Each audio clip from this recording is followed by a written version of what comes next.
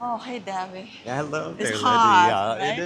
It is a hot day, but The weather is hot, but the market is super slow and cold. the market is very slow. I speak to my friends and colleagues, especially in the secondary market, Oh, really? and it's just very slow. The summer is often slow, Uh-huh. but I feel like people don't feel the same kind of urgency. They're more cautious about buying, or they're just putting things on hold. There's not the fever there was, particularly during COVID times. The market was so strong. Yes. But right now, I think with all the political and economic uncertainties and turmoils, it's a combination. People are cautious, and then just naturally in the cycle, these deep summer months are very quiet. And then what happens is the sellers start to slow down also. They don't feel an urgency, to sell into a market. And so you start to get, what we call a vicious cycle. What is caused this attitude? Probably now the stock market is too strong, or what is When you try to relate the art market to the larger economic market, one important factor is interest rates. interest rate? Usually, when the interest rates are very low, there's very little people make with their money. Okay, So yeah. buying the art, they have a lot of excess capital that's not invested. And they think of the art as a good investment opportunity. When interest rates go back up, then all of a sudden you can make money with your money more easily. And so they have less cash, less liquidity. Yes. They're ready to devote Right. to the art world. And then you have the big question of confidence in the markets, confidence in stability of society. Yeah. And you really don't have that now. Okay, so from I think that there must be have some golden rules in the market, right? Yeah. Since you're such an expert, I, right? I think one of the golden rules is buy with your eyes, not your ears. Well, when you're buying with your ears, you're really listening to gossip. If they buy because they're listening to investing advice, I've never seen a good collection made that way. And another reason I say that is it's impossible for anyone to tell somebody, you buy this today and 10 years later it's going to be twice as much. Right. Yeah. Maybe in the primary market, maybe with people who understand a hot young artist, Right. where the market is 10,000 and maybe 200,000. Yes. But in my area of the market, where something is 2 million, 10 million, you really can't predict. So you have to be ready to live with it, ready to hold it, and ready to enjoy it. So you should be advised. You should have advisors. You should inform yourself about the history of the artwork, about the value of the artist in general, but then make the decision not with the idea, how soon can I resell it? Okay. Make the decision, I want to live with this artwork. It's like an emotional, like an investment, not right? Perfect. Yes. Perfect. Now, I'm not saying don't get good opinions.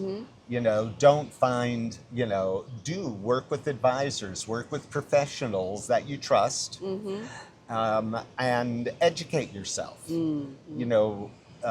People who buy so many things, diamonds, apartments, Yeah. they learn a little bit about the market. Yeah. They have a broker helping Yes, them right. understand things that create value. Yes. So I would combine that. Educate yourself, And but also trust your your own eye, Okay. your own instinct. now Right. we understand actually work with the private consulting advisor is super important, right? Yeah, yeah. So you used to work for the auction house, and now you work for your own I work firm. myself Yeah. as an advisor. The number one principle is we have our golden rule, buy with the eyes, not the ears. And then the next principle is seek out the best quality Best for that amount of money. So if you're talking about a major artist, something at $500,000, well, you might get very nice quality with a watercolor or pastel or a small oil.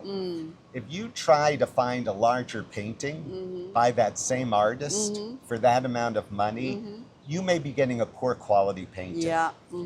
Instead of an inferior example by a major artist, maybe a great example by a secondary artist.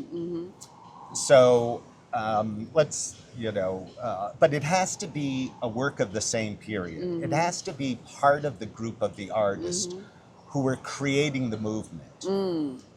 There was recently a painting at Sotheby's. It was pointillist, painted with the dots, like Seurat. Seurat was the, leader of the movement. 100%. But this was a artist of the same period. His name was Georges Lemain. But much less famous, nowhere near as famous. Yes. But it was his absolute best painting any of us ever saw. They estimated it at $50,000 to $70,000. It made over $700,000, much higher than his normal market. Okay. So again, you want it to be of the right period. And so, the one word again is just always quality. Quality. Yeah. I feel right now there's a lot of young collector. Right. So they have money, but educationally they're not really enough to decide what they really like. Right. So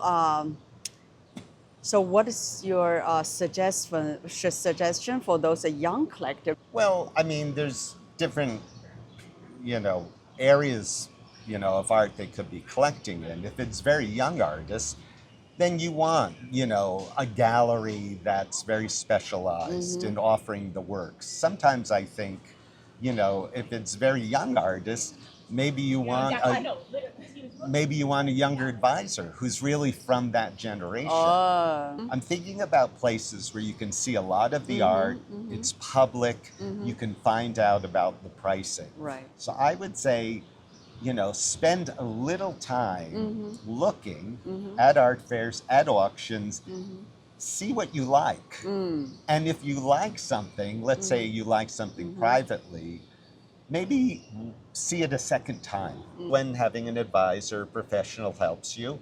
Sometimes when you don't, and maybe it's not the most expensive things, you just give yourself a moment to go home, have a picture of it, then go back and see it again. And I think that's very important. Are you a collector yourself? I do buy work, yeah. So can you share some collection you had and why you buy them and what those artwork bring another value? I'm not talking about like investment value, some value, to impact your life. Right. Well, I guess there's some different aspects of your question. One is, I found in my own taste, I like works on paper. I like drawings, I like gouache paintings, watercolors, ink, because I love draftsmanship. I love seeing the work of the artist. Sometimes I buy prints. Now, there's a variety of reasons. And another is, this is how I'm getting the best quality for the money I want to spend. Beautiful. Yeah. I think you told us some very important the point about why we collect the art. Actually, it's all from your heart, love, right? And the investment, of course, is important, but you need someone like David to give you a good suggest. This is wonderful. Let's walk a little bit, yeah.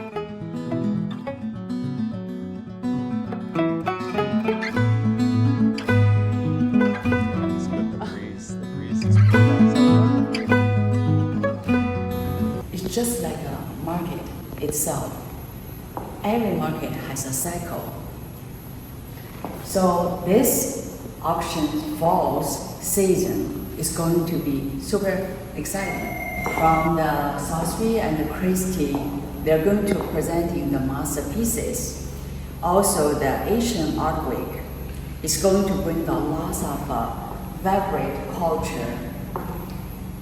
Especially the Phillips Auction House, they just make an announcement and they introduce the fresh and the new bedding model. I feel the energy is just come back. This is the season we need to watch.